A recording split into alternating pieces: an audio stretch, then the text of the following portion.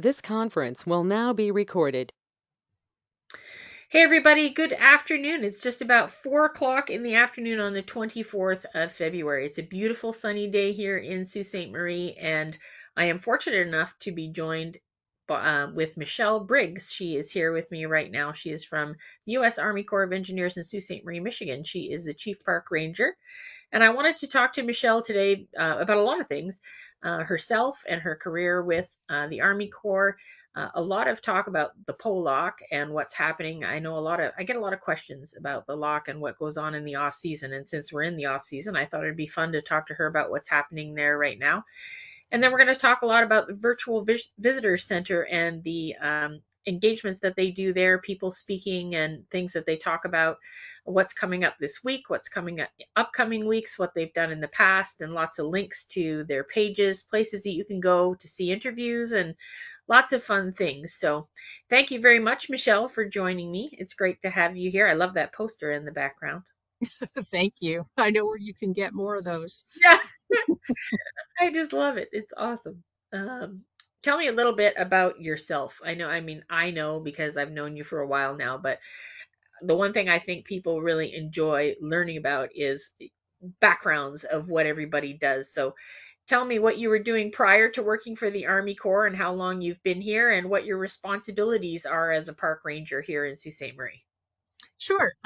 I grew up in Michigan, all over the state. My dad, coincidentally enough, was a Michigan DNR park ranger. Oh, So cool. it runs in our family. And my dad was from the St. Ignace area. His father was a commercial fisherman and then worked on the car ferries that went back and forth across the states. So not only is the park ranger thing in my blood, apparently so is this connection to maritime history. Oh, that's So awesome. my grandpa was on one of the last ferries that crossed before the bridge opened. So Cool. we kind of have that connection. We came up here every winter or every summer for our vacation, and seeing the Chief Wawadam crossing the straits was like the high point of our ferry ride from the Um, island back to the mainland. So I have a long history with that personally. I went to university at Western Michigan University in Kalamazoo, and I focused my studies on Great Lakes maritime history, and my degree's in the museum studies field. I have a master's degree in that, and I awesome. worked in museums all over the Great Lakes. Um, and the job here at the Sioux Locks is honestly my dream job. I always wanted to have a job working with Great Lakes maritime history, and this has been just an absolute dream to be here. That's fantastic. How long have you been here in the Sioux? I started working at the Corps in 2009.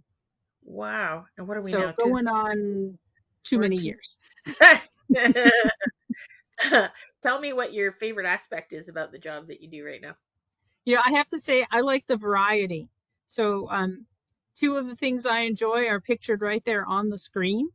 I love going out into the observation platform and bringing my visual aids and explaining things to people and answering their questions and sharing my interest and my knowledge with them. It's Cool. really fun to see people. A lot of times when you're walking through, they don't think they have any questions. And then one person asks the question. And then 2 hours later, you're walking out of the platform because once they kind of break that little, dam, the questions just flow out and people are so interested. And it's really fun to take what I know and help them better appreciate what they see and then understand actually also how important it is. Cool. I also like that I get to put on a hard hat and my reflective float coat and go out and about all over the facility and explore. Um, I had a background as a journalist before I went to university, and I'm full of questions and curiosity. And I go out with the camera and I take pictures of the work that's going on and I ask questions and I learn as much as I can. That's so fantastic. And I know are you in charge as well as some of the social media for the page for at least you used to be, I don't know if you are now still I'm, for I'm the not in charge, but I contribute. Okay. So a lot of times if you're seeing Sue Locke's photos, a lot of those are mine. Cool. Oh, that's awesome. And the This picture past above, summer, oh, go ahead. I was going to say the picture above is the actual visitor center Yeah, itself, right? That is the Portage Street entrance to the visitor center. Okay. Closed for the season right now, but opening for the summer, May 1st. That's And good. But free, we do no have, admission. It's and free to anyone to come in. we have one special day that it gets to be open this year too. I know we're all very excited about that. I am for sure. It's going to be a blast, and it's actually the first full shipping day on March 25th. We're doing the open house in that very building in Sault Ste. Marie, Michigan. So for those of you who come to town to see the first ship of the year, it's the one day prior to the full season opening for the visitor center, where it's an open house and you have an opportunity to go in and see all the wonderful exhibits that Michelle has been a part of over the last 14 years. She's done such a wonderful job at creating informative and educational things for everyone to look at. And now there are a couple of interactive things as well. There are people there to answer your questions. Beautiful glass windows and doors that look out towards the viewing platform that you see on the bottom right corner, and you can actually see it in the left side of the visitor center. It's right there in front, and then once you're out on that platform, it overlooks the MacArthur Lock, so any smaller vessel that comes through, you can see it right in front of you, and then the Poe is in behind that. So tell me a little bit more about your contributions in terms of the visitor center itself and those exhibitions, how you come up with some of your ideas, and give us some examples of what's in there right now. Some of the interactives that we've added that I'm particularly proud of are the hands-on lock model. So we have an actual model of the MacArthur and the Poe locks that, I mean, it's simplified. There's no water in it, but you actually open and close the gates yourself. You lift and lower the water level using a lever. There's boats that you can push through. The boats are scaled to the lock. So the 1,000-footer boat does not fit in the MacArthur lock, which is just like it is in real life. That's an exhibit that has been incredibly popular. Another one that I like that is sometimes overlooked is we have a ship's wheel, and there's nothing fancy. There's no computer. There's no simulation. It's a ship's wheel, and it has a chadburn over to the right and then a compass over to the left. And what I love about that exhibit is there's nothing to break. It's just a wheel, and the kids, they don't seem to mind that the visual in front of them doesn't change. It's just a still picture from the bow of the Roger Blau going into the Poe Lock, and the kids just imagine. And I'll hear kids all through the day when I'm in there making their boat noises. Just when we first installed it on the first day of shipping during that open house, we had a little girl and her two brothers. The little girl was maybe about 3 years old, just little thing. And she was at the wheel, and her brothers were doing the compass and the chadburner. One brother's telling her what their heading is. We're going north and this and this. And the other one's like, oh, full steam ahead. And she's, Oh, that's so and then cool. finally her brother, who is older, is like, let me be the captain. She's like, no, I'm the captain. And her brother just like, okay, she's the captain. Okay. That's brilliant. The mom says, yeah, it's pretty much like that. Oh, that's funny. What about the simulator of the ship going through the locks? Talk a little bit about that one, because I've talked to you about it before, but I haven't fully seen it in action. I think that's something a lot of people will really enjoy. That one, it takes a little longer, and it is geared for an older age group. It's Right. helpful if you can read and follow instructions. So there's some people who it doesn't matter what age they are because they don't follow instructions. But if you can read and follow instructions and listen, when you approach it, you turn a lever. It tells you how to start it. There's a monitor up top with has the instructions and shows you what's happening in the lock at that moment. And then we actually recorded an actual chief lockmaster and one of our captains on site who provide the dialogue.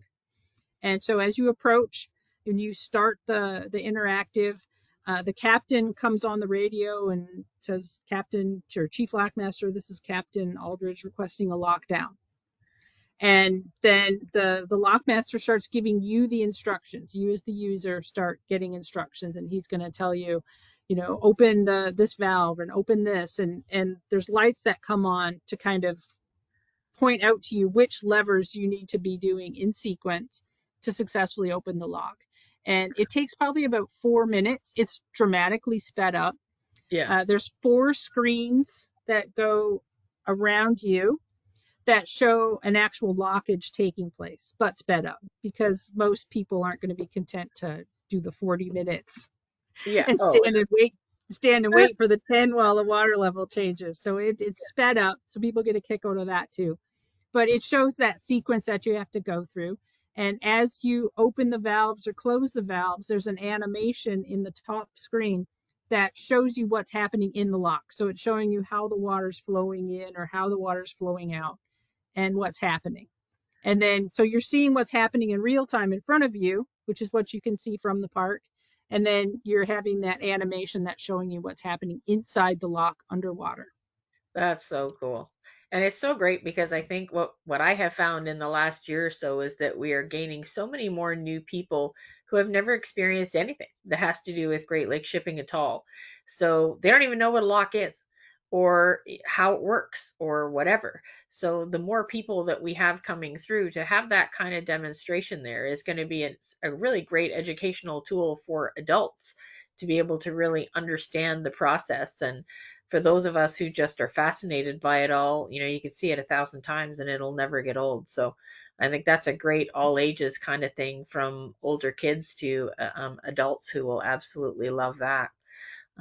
Well, speaking of the locks and the Poe Lock, talk to me a little bit right now about what happens and why we close the locks every year. I know, I get that question a lot, and a lot of people want to know, well, if the weather's really good, what in the world's going on? Why can't you just ship all year long? And I remind them that ships need maintenance and crews need to rest, but one of the major things is that we have an older lock here that needs to be maintained, and there's work that needs to be done in that 2-month span to ensure that we can have a consistent season in that 10 months where the ships come. So tell us a little bit about what goes on and how you dewater the chambers, and what kind of work gets done in the maintenance period when we are not sailing with ships here.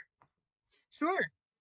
What I always love to tell visitors in the platform and in the visitor center is that the Poe Lock was finished with its construction in October 1968. So that's when it was done in the world as a thing. Yeah. I entered the world in September 1968. And so I'm going on 55 years old, as is that lock. And I don't walk off injuries like I used to. Yeah. There was a time I could sleep on the floor for about an hour and a half and be good to go for another 24. And that is no longer the case. And that's kind of the same thing with the Poe Lock. Sure. It's not a new piece of infrastructure anymore, so it needs some TLC every year. And we need to be able to do inspections. And of course, most of what comprises the lock is underwater, and you can't see it or inspect it adequately until it's emptied. And I have a picture of the empty lock there. I'm sorry, but I mean, I can see this 150 times and it'll still absolutely blow my mind every single time. So walk us through this and tell us what we're looking at here. This is terrific. Sure. I took this picture just a few days ago, and Okay. I was standing on the lower guard gates. The lower guard gates are miter gates at the east end of the Poe Lock, so they point downstream towards Lake Huron. Okay. And once we start taking the water out of the lock, the pressure holds those gates shut and they become pretty much watertight. So that's a temporary dam at the lower end of the lock. So we're looking west towards the upper end. So what you see right here where all this ice is, we call that the forebay, because Okay. it's like the bay before the lock. And then what you see over here on the left and right sides, those are the outlet ports. And that is where the water comes out of the Poe Lock. So when they are lowering a boat, that is the water's coming through openings in the chamber, through culverts in the walls, and then coming out of these openings right here. And then it flows out into the lower river and ultimately out into Lake Huron. So normally during the course of a shipping season, everything that we're seeing up to the gate that is partway open would be covered and fully underwater, really. From about right here, you can kind of see that water line. Right. Of course, that fluctuates depending on what water levels are, but yeah, everything below that line is underwater all the time. All the time. Right. So So that's because the thing. this is the low pool water level, so that's the Lake Huron level. Right. So that's the thing that I think is confusing for some people when they see lock pictures and it's empty like this. They don't realize that the actual chamber where the boats are is beyond those gates. And this is typically got the water line all the way up to where you've got your arrow there on the left. So that's always Mhm. underwater during the course of the actual season itself. So Correct. that just goes to show you we know the lock is 1,200 feet long where the ships are actually sitting, but look at how much beyond that. Do we have any idea what the length of this area of the forebay is from the I gate to where think you it's are? around 200 feet, but Okay, I couldn't tell you for sure. I'm not an engineer, so I'm not so good with the measurements got it. or the math. But I really love that too. I get the question a lot, like where in the world does the water go when the water's dropped? So it goes down and into the canals in the side and out these holes Yep, in out these front. holes. Yeah. Those are the outlet ports. Another thing that people have asked about too is because the lock is full of snow. You can see Yeah. here. What do you have to do? We usually have a bobcat, and they actually will plow this whole forebay area. And so That's you can see these piles of ice that are kind of accumulating. yeah. And usually about 2 weeks before we're going to rewater, they'll have to melt those piles of ice because, of course, this needs to be 32 feet deep for Sure. boats loaded. Yeah. And if you have a great big chunk of ice frozen to the floor of the lock, you're no longer 32 feet deep. So they use steam pans, which are hooked up to steam lines, which run all over our entire facility. And then they'll cover that with a tarp and they'll melt all that ice before the shipping season opens, before we fill the lock again. So really during the course of the winter and the off season when you're doing work, that's how they're dealing with it, is kind of just piling it off to the side until Hmm. such time as they can actually melt it. Yep. That's wild. And And how do then you if we go how do you ahead, actually do the bobcats are actually what break all of the ice into the chunks there? it's usually kind of loose sitting there when we bring the lock down. It just kind of floats down and lands. Okay. So they'll start using the bobcats to move it around before it starts freezing to the floor too badly. Got it. And then if we work our way upstream, what you see right here is what we call the sill. So it works almost like a door sill or a window sill, and that's what the operating gate rests against. So you've got your sill, and the gate is going to butt right up on that. And Okay. that's what forms the watertight barrier when the lock is at high pool. Just beyond the operating gates, and the Poe Lock has two sets of operating gates at its lower end. So there's the lower gate, and then they call this the intermediary gate, which is kind of like a backup gate Oh, for okay. just in case. And then down here in this little deep spot you see, that's maybe about 6 feet deep or so. That's called the debris pit. And that is meant to keep the gates clear. The gates are one of the most important parts of the structure. And when the boats come in, believe it or not, they bring in all kinds of stuff. I Oh, I'm mean, we've sure. seen boulders the size of a dishwasher in the forebays. Holy And crap. yeah, so they have these debris pits on the upstream side of each of the gates for that to drop into to keep it clear Wow. of the gates. And we've actually had it was several years ago. I've been here so long now that I can't remember anymore. Everything seems like it was a long time ago or just happened. But we had some rocks that were blocking one of the gates. Oh, And wow. so our river section had to come up with one of their derrick barges, and they have a clamshell crane, and they came in and picked it up and moved it out of the way, so we were back in business. That's wild. So then once you get past the intermediary operating gates, then this is the chamber. All the way up to that concrete you see there, that Yeah. concrete you see at the far west end, that is the upper sill for the upper operating gates. And one of the neat things, I couldn't take this picture now because they've closed a bunch of the gates. But on this day, even though the weather wasn't so nice, I took time to take this picture because all of the gates are open. And so Yeah. you can actually see the entire expanse of the lock. So this is Absolutely. the sill at the upper end, and it it's kind of deceiving the way the photo is because the chamber is so big. This is 21 feet high.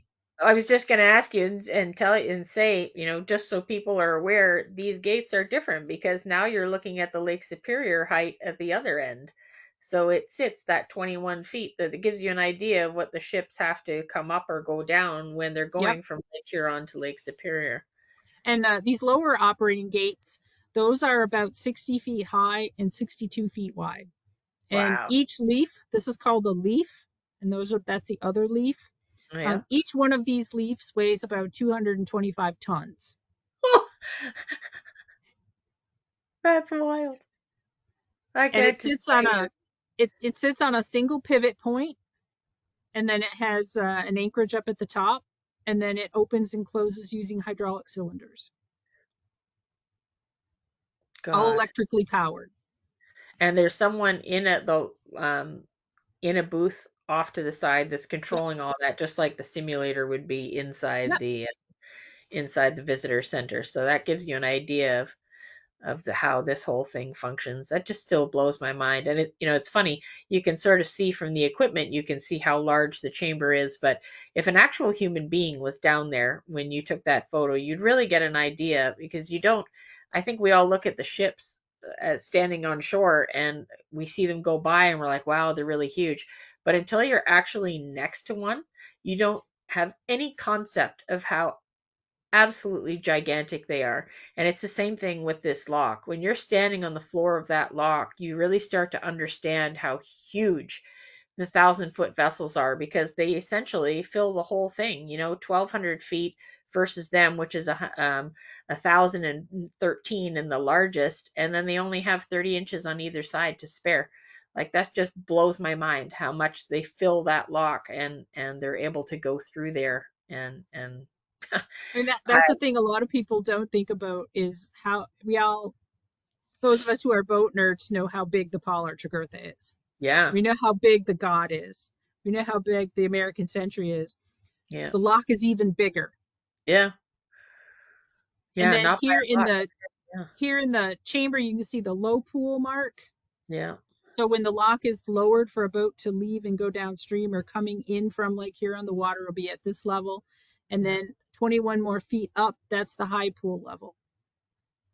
So that's the water that gets added. This is the upper operating gate. It's only about 35 feet high or so and 62 feet wide. It's much smaller. oh yeah, And then way back here in the gap, which is hard to see because of the steam lines that are running, are the stop logs. And I have a picture from the upper end, but first I want to make sure you don't have any more questions about this view from the lower end. oh, I probably will, but I'll end up thinking of them later. It just blows my mind. This particular view, I remember when I saw it last year, this particular view, I was flipping out. I was like, and I remember, well, it was before, when we got on the floor, you specifically looked at me to see what my reaction was as I came outside. Because you knew I'd be like, what? I knew it'd be good. Yeah, I did, because I remember I kind of almost ran ahead of you through the door so I could yeah. see it dawning on your face. Yeah, it'll probably happen again too, so that's just the way I am. Yeah. Well, let's see the other direction, looking back Okay, forward with oops, the wrong phone way. There we go. So this is a view from the upper end. This time they've got that intermediary gate closed. now. So Okay. you're seeing the chamber here at the lower end. There is that sill at the upper end. Yeah. And then this is the debris pit that's Yeah. at that lower end. Just this is one actually has a guy in it.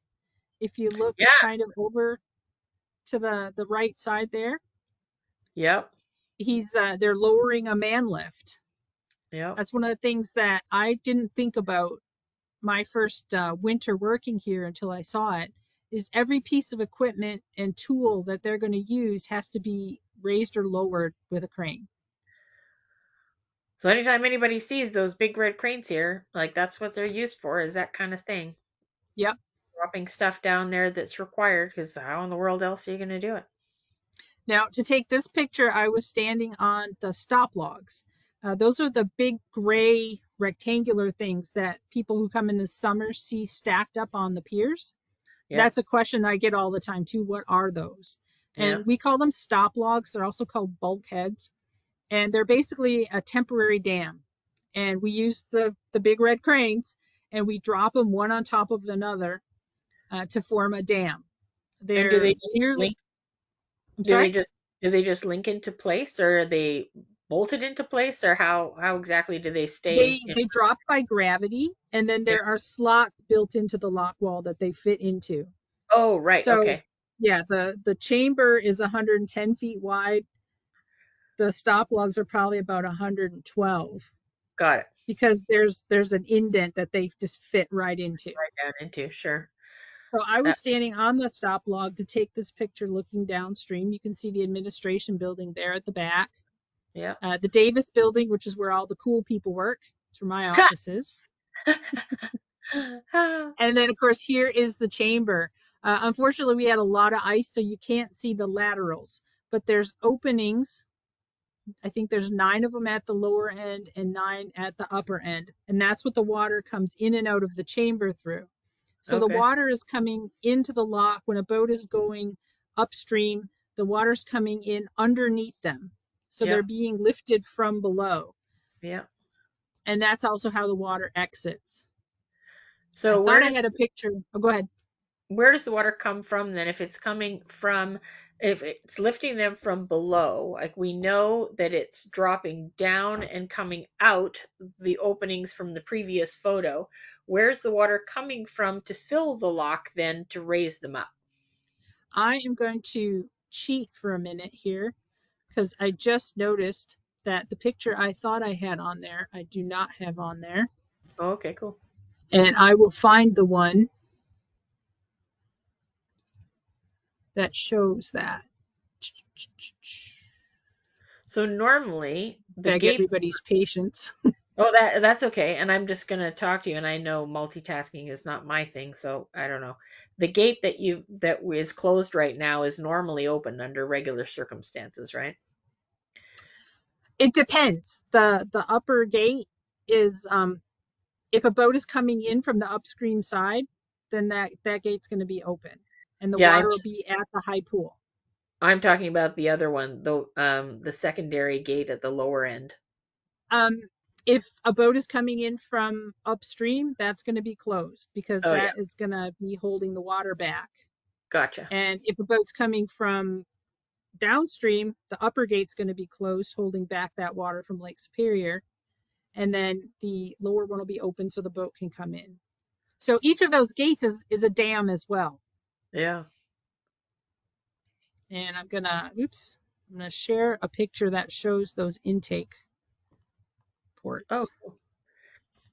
I have one too from last year, but I don't even know where mine is. So this is I was standing on top of the stop logs. It's just a little bit wider of an angle. This is the same day. And Oh yeah. here are the intake ports. And Oh. one thing I'll point out that's a little different about these is they have these gates over them, these grates. Yeah. So these are like these steel grates that fit in there. And that's to keep any large debris from washing in that could interfere with the valves operating. Yeah, I was gonna say, is that like a filtration system almost? It it is exactly like a filtration system. Okay. And the little guy you see here, he's actually a great big guy, but the guy you see working there, he is cutting some of those steel bars because what they had to do in the past, every time they have to get into the valves, and every time we empty the lock, they have to get into the valves to put blocks under them so they don't freeze into position. Oh And they yikes. have to pull all these bars out and set them aside somewhere, hope that they don't get frozen to the floor. And it's kind of a hassle. So one of the projects that they're doing this year is they've cut a section out on each side, and he's actually right now measuring. They're making a little hinged door Oh, that's going to be in that spot. So when they dewater, instead of having to remove these things and then worry about keeping track of them, they're just going to have a permanently attached metal door that'll be the grate. wow. So that'll make things a lot less stressful, a little easier operation, a little less prep. And less and faster. Like I would think it would be simpler, so it would make things go quicker. Yep. And so that's where the water goes in. The culverts are built into the lock wall. The culverts are big enough to drive a dump truck through. So they're huge. And Yeah, the valves completely block those culverts. Yeah. So they're forming a dam to hold back the water. And then they're lifted or lowered depending on which way we're wanting the water to be going.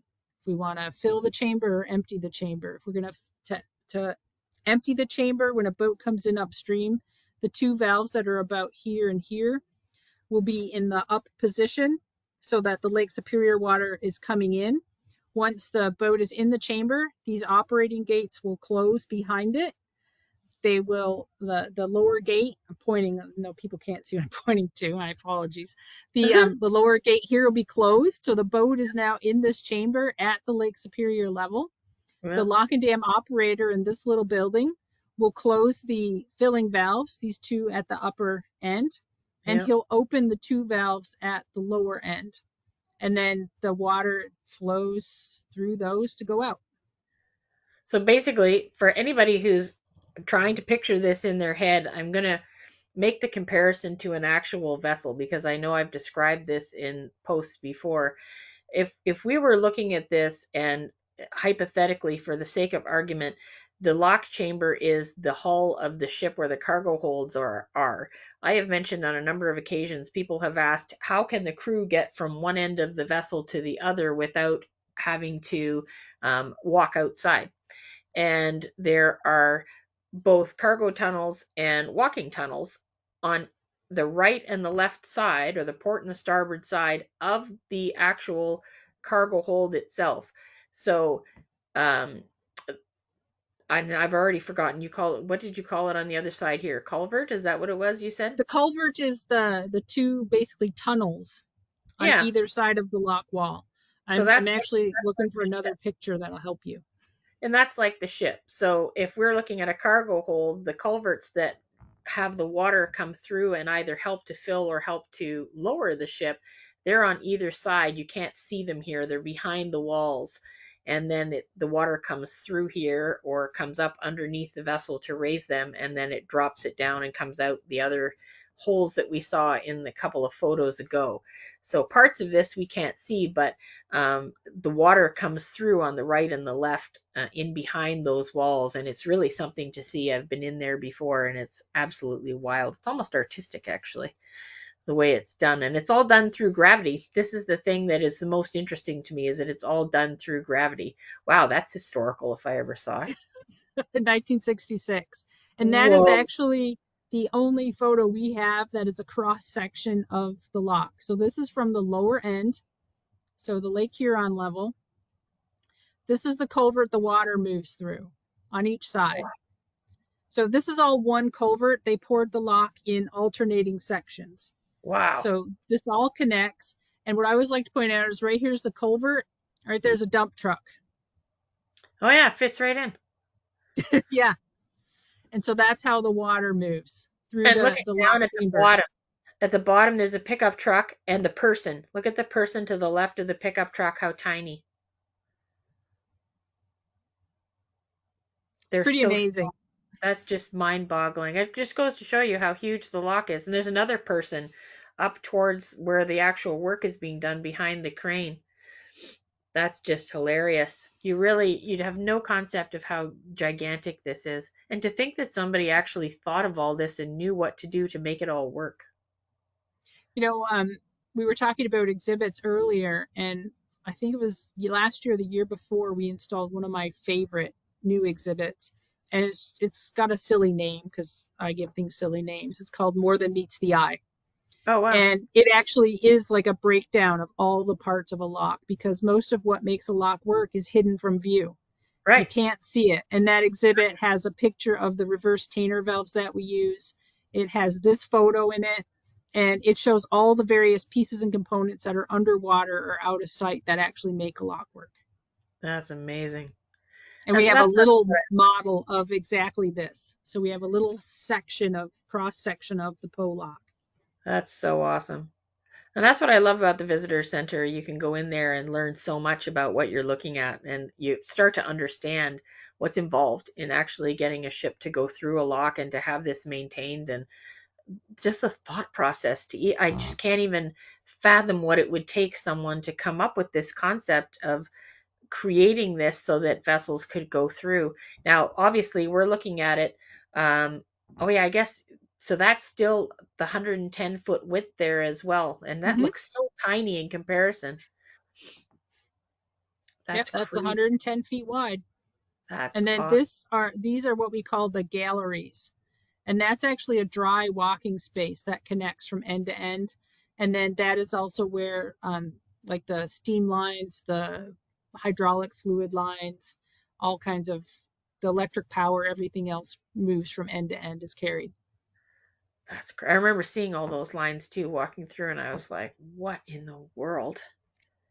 That's just fantastic. I love it. This My was first, this 1966, you my, said? I'm sorry, yeah, about this is, yeah, I think it was 66 or 67. So our bridge was just new then. Yep, Yeah, that's terrific. It's cool that you get to see it that new. It was just built in the 62, I think it was, or something. yep, 62. And That just a funny story, when I first started, I did not know about the galleries here. oh, And so I was out to take pictures, and it was like bitter cold, windy, -20. The wind is just howling, the snow is just flying, and I'm walking all the way to the upper end and wow. walking back to get my lunch and then walking back to go and take more pictures. And I'm hiding behind little buildings trying to get out of the wind, take pictures, get back behind the building. And then finally, the person I shared an office with was like, because I was complaining, of course, because I was frozen and it broke my shoes. It was so cold. And the person I was sharing an office was like, why don't you take the galleries? And I said, the what? So what's that? Oh, that's funny. Well, I love that. That is such a great historical view. I absolutely love that. I am eternally grateful to whoever took that photo I guess because so. it's the only one I've ever seen that shows a cross section that really illustrates how it works and what's inside. And another thing a lot of people don't realize that I'll just take a few minutes to point out too. This up here is about maybe 15 to 20 feet wide. Down here, the lock is about 50 feet wide. Wow. All of this, so when you come to the locks and you're up in the platform, this is all you see is that sidewalk up top. This is Wow. all backfilled now with soil and planted with grass, but the actual base of the lock is huge, and it has to be to withstand all of that water pressure. Sure. Yeah, absolutely. Now, is that same sort of idea going to be how the new lock is built? Something similar to this, only Yep, in a more contemporary fashion? yep, basically same premise. And every lock that's been built at the Sioux Lock since 1881 has followed some variation of this. Wow. The Davis and Sabin, they have their culverts run through the floor instead of through the lock wall. But ever since 1881, every lock that we've built at the Sioux has filled from its floor. That's And awesome. it's either moving the water under the floor or through the sides. The MacArthur and the Poe both move it through the sides. And then I understand the new lock is going to be designed the same way. That's great and very exciting too. Wow. Okay, now I want to talk about the virtual visitor center because this is something that I think a lot of people probably don't even know about. And it's an exciting thing for me. I know about it from being on the board with you for the visitor center. Um, and this is an opportunity for people who can't be here, who don't have an opportunity to see these things or come up here and talk to people.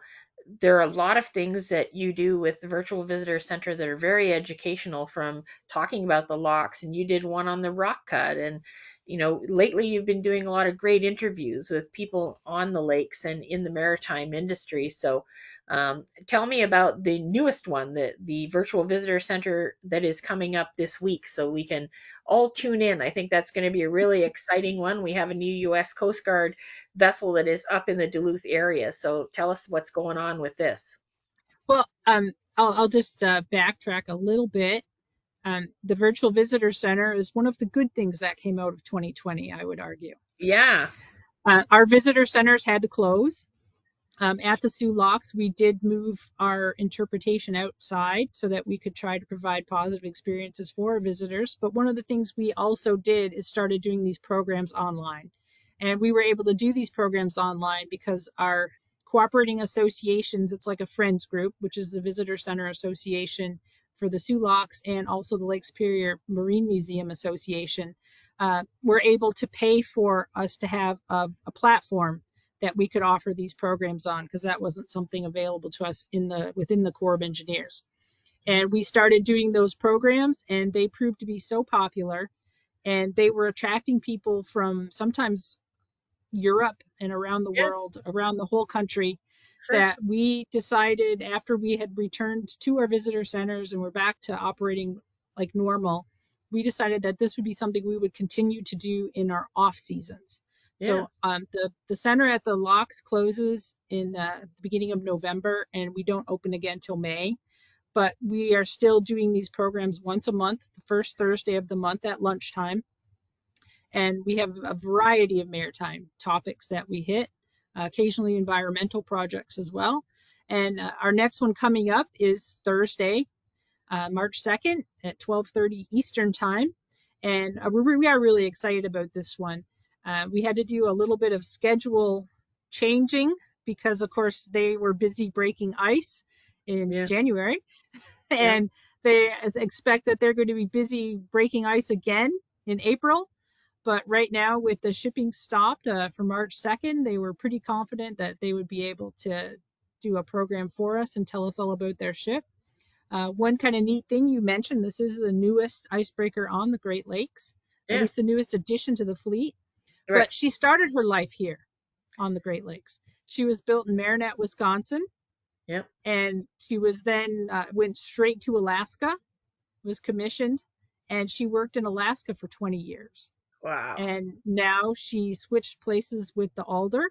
So the Yeah. Alder has left Duluth and gone to Alaska, and now the Spar is back on the Great Lakes. That's So crazy. we're really looking forward to having this program. One of their deck watch officers is going to do the program, Oh, and cool. it should be really exciting. That's awesome. Thursday, March 2nd at 12:30. And then that's the link at the bottom. So That it's is the link at the exactly what bottom. Michelle and I are doing right now as a go-to meeting. So definitely copy down that link, guys, and try and join this. I think these kinds of things are educational. And at this time of year when we don't have things going on here and you're not here anyway, you still have an opportunity to participate and see things that are happening on the lakes and talk about people and ask questions and all those kinds of things. So this is a really great one coming up. And then I think you had mentioned there was another one after that that you were really looking forward to. What's that one all about? You know, ships will be moving again by April 6th, but these ships will not be moving.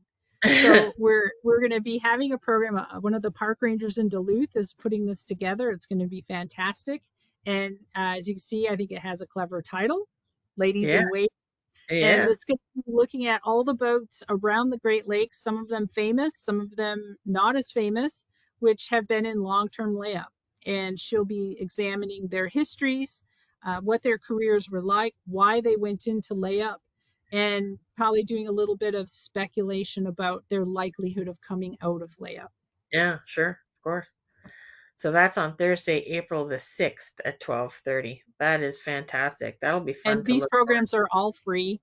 And in addition to the links that you see on the screen, if you go to the Detroit District U.S. Army Corps of Engineers Facebook page, they will have event links on those pages, or the Sault Locks Visitor Center Association's page will have links to those events when those are ready. to. Cool.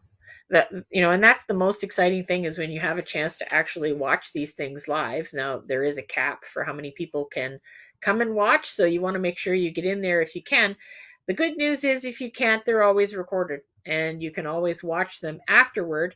And we're very fortunate that that is something that can be done because there are interviews with people in particular, like people on the ships and people within the companies that we don't get a chance to talk to normally. And I know we all love hearing mariner backgrounds and things. So these are a couple of examples coming up that Michelle has that are past events that were recorded and really well received. So when you go to the YouTube channel for the Army Corps of Engineers, all of these things are noted there and you can take a look. This was a really good presentation with Mark Barker from Interlake Steamship Company and the Interlake Maritime Services.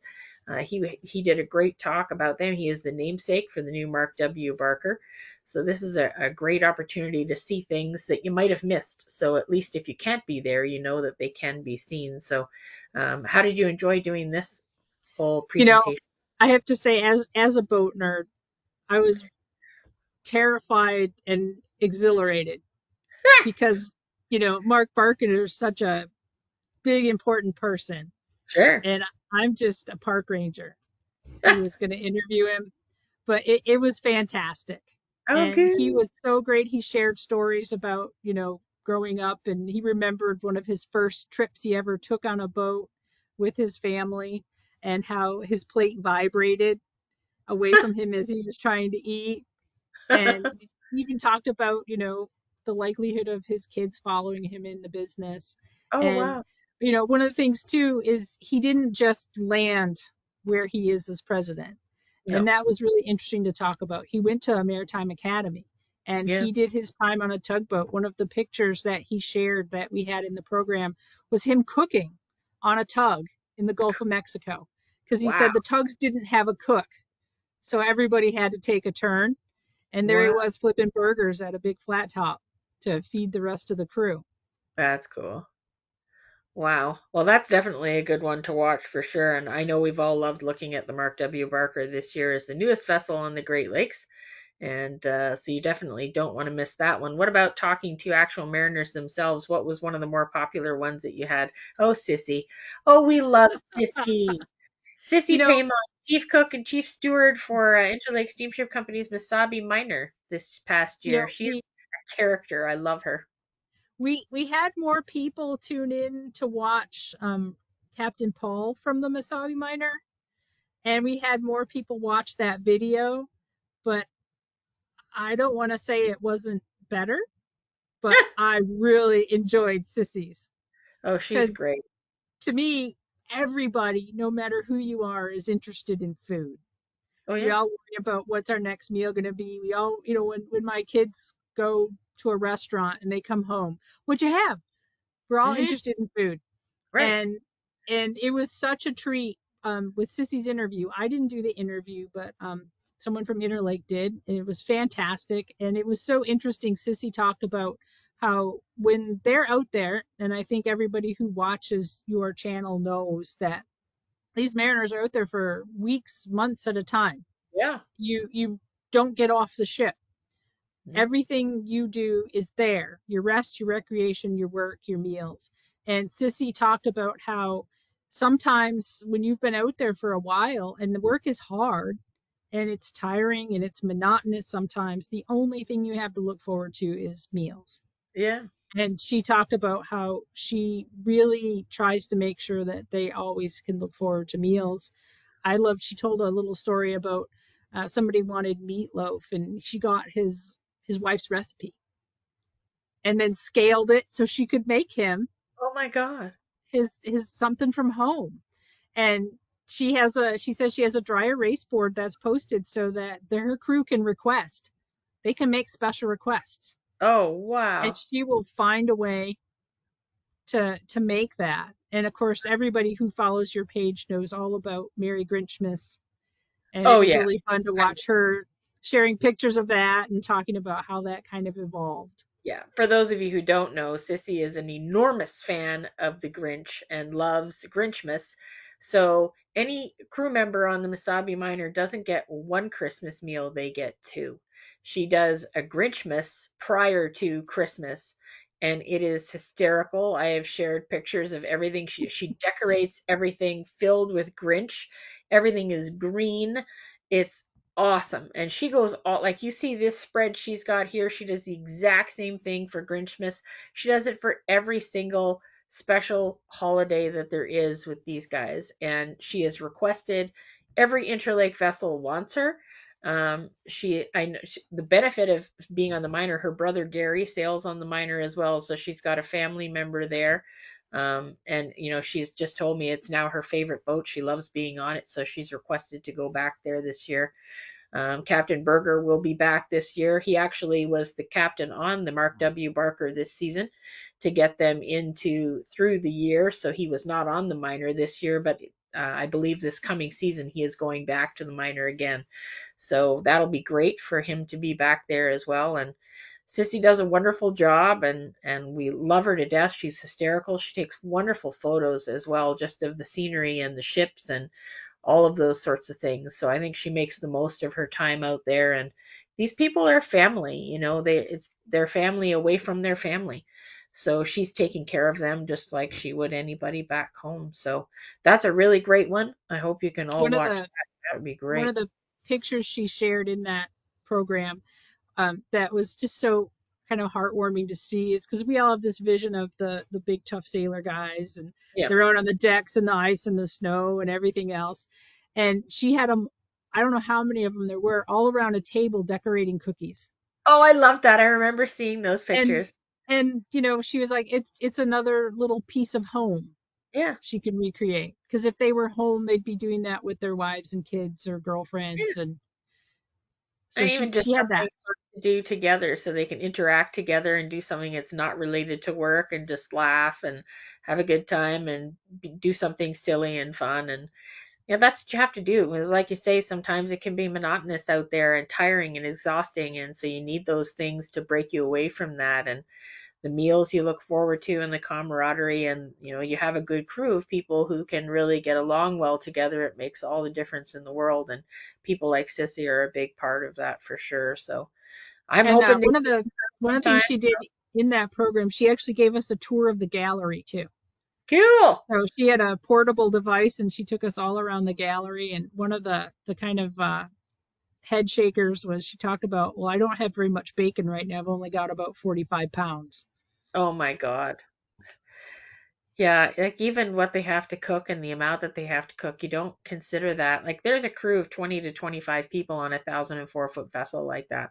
So you have to, and to think about, her responsibilities include coming up with menu ideas, doing the grocery lists, ordering the groceries, unloading them, getting them put away, designating what her second cook, who I believe is with her in this photo, needs to do. She handles all of the bigger things, and they handle things like the salads and sometimes the baking, and sometimes some of the little side dishes and stuff like that. And she handles the big things, but the responsibility is enormous and it's exhausting. They're up at 4:30 in the morning to get things prepped and ready, and breakfast starts at 6:30 or 7 or whatever in the world craziness it is.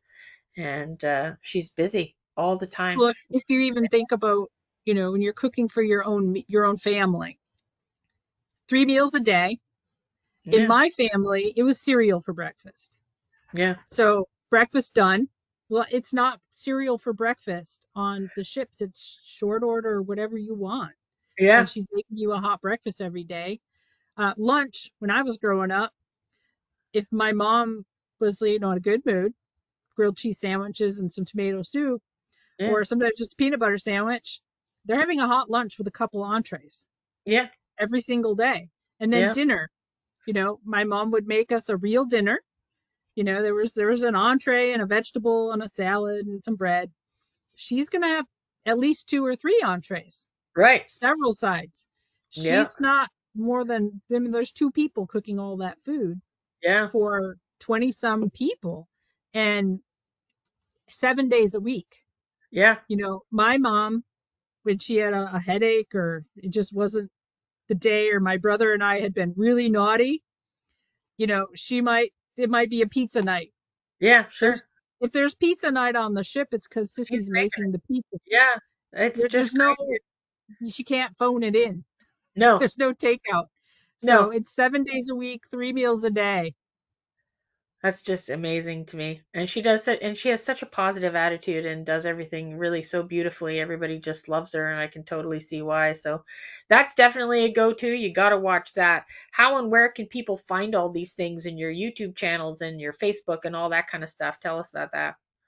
I tried to just post in an address, but unfortunately it was like 800 characters long, and Uh, there's no way anybody was going to be able to write that down correctly. So if you go into YouTube and you search for USACE Detroit, that's U.S. Army Corps of Engineers Detroit, you click on us, you'll see our channel, and okay. then you'll see a tab for playlists. Oh, yeah. And there are several playlists, and the Virtual Visitor Center is one of those options. And Perfect. since 2020, we have recorded and posted 49 programs on there. Wow. We have shipwreck programs, lighthouse programs.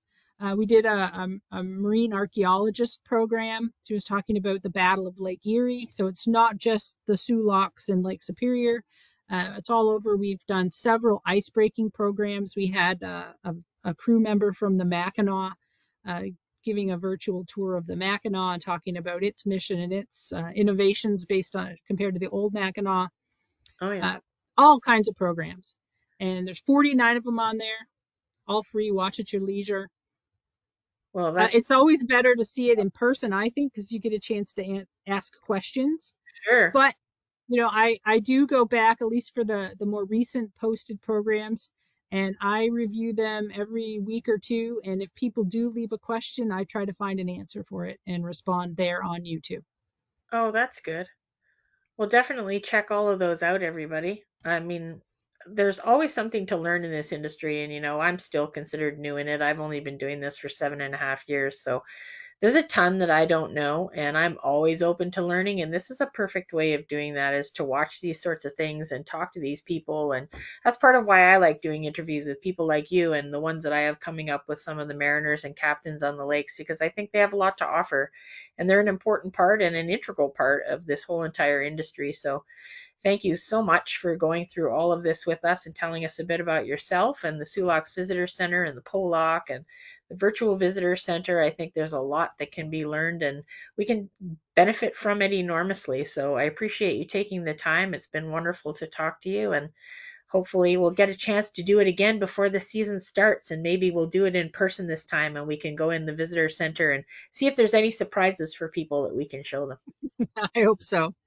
That would be awesome. Well, thanks everybody. Make sure you like, share, comment. As always, I'm going to post this on Facebook as well as my YouTube channel. Make sure you spread the word. The U.S. Army Corps of Engineers in Sault Ste. Marie is a wonderful, wonderful organization. They do everything for all of our government-related locks. And of course, Michelle and I are both on the Visitor Center Association. So we'd love you to follow us all on Facebook, and I'll get this posted there, and we'll talk to you all very soon. So I got to sign off with my normal bye for now.